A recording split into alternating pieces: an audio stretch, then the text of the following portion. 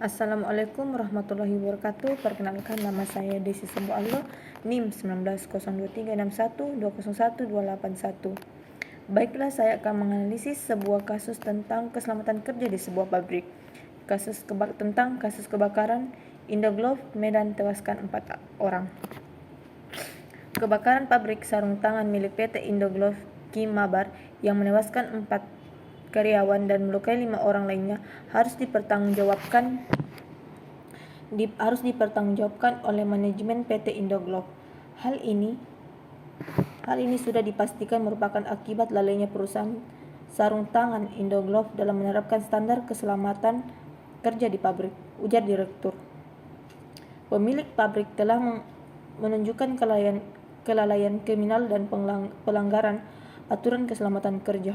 Menurut aturan, setiap pabrik harus menyediakan alat pemadam, adanya alarm kebakaran, kemudian dilatihnya buruh dalam cara penggunaan alat pemadam kebakaran. Jikalau semua hal tersebut terpenuhi, maka kemungkinan besar korban jiwa dapat diminimalisir. Diduga di sekitar pabrik tidak ada ditemukan hidran air, padahal merupakan suatu kewajiban pemilik pabrik untuk menyediakan hidran air, apalagi pabrik tersebut bahan baku dan bahan jadinya adalah karet yang risiko kebakarannya sangat tinggi. Perubahan pemilik pabrik yang tidak menyediakan hidran air di sekitar pabrik dapat dikualifikasi sebagai bentuk kelalaian pemilik pabrik yang dapat dipidana. Dikatakannya, para keluarga korban maupun korban yang telah meninggal dunia dapat menuntut pertanggungjawaban perusahaan secara pidana maupun secara perdata, dan pemerintah dapat mengenakan denda sampai perusahaan. LBH Medan meminta kepada Kepolisian Daerah Sumatera untuk melalui proses pidana dan mengusut tuntas kejadian ini, serta menangkap pemilik pabrik. Sudah semestinya semua orang yang bertanggung jawab harus dibawa ke pengadilan.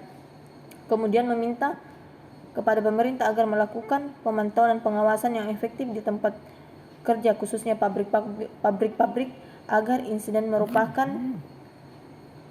tidak terjadi kembali di masa yang akan datang. Analisis kasus. Dalam kasus kebakaran yang terjadi di pabrik sarung tangan milik PT Indogloove di Kim Mabar disebabkan karena lalainya perusahaan sarung tangan Indogloove dalam menerapkan standar keselamatan kerja di pabrik. Masalahnya, tidak ada unit penanggulan kebakaran di dalam pabrik sarung tangan PT Indogloove seperti hidran air, serta tidak adanya pelatihan buruh dalam cara penggunaan alat kebakaran.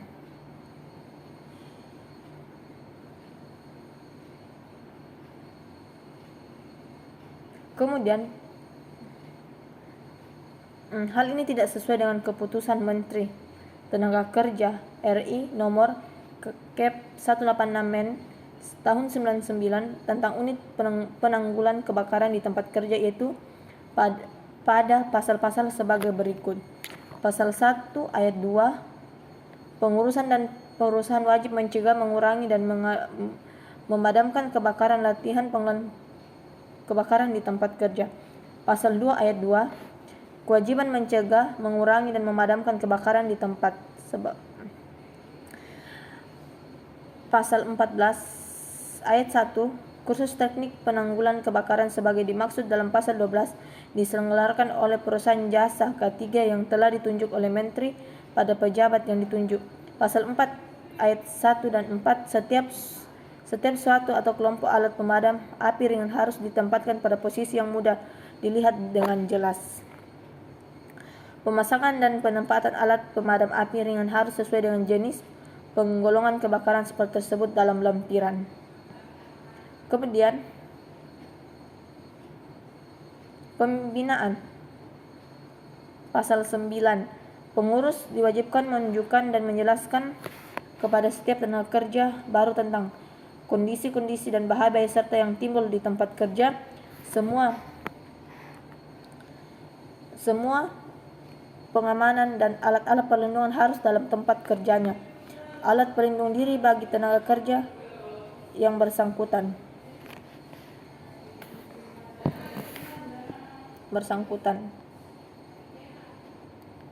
Kemudian, langkah kerja.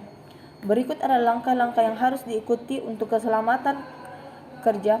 Periksa kondisi sehingga untuk setiap dioperasikan meliputi pemeriksaan alat aliran listrik pada stok kontak, steker, dan panel, pemeriksaan voltage, pemeriksaan kabel, dan kelengkapan alat.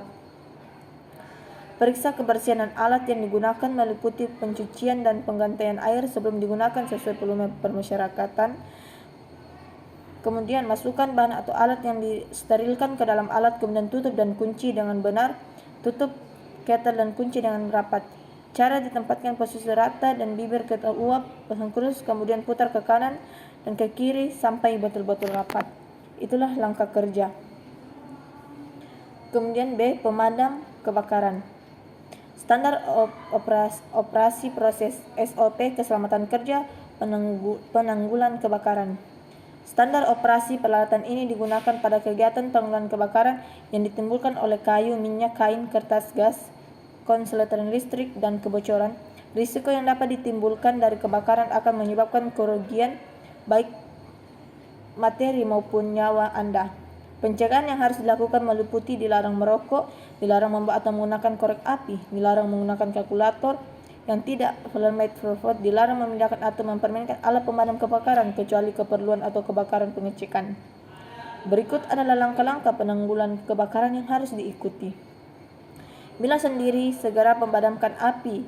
Alat pemadam terdekat, bila mungkin beritahu orang dahulu memadamkan api.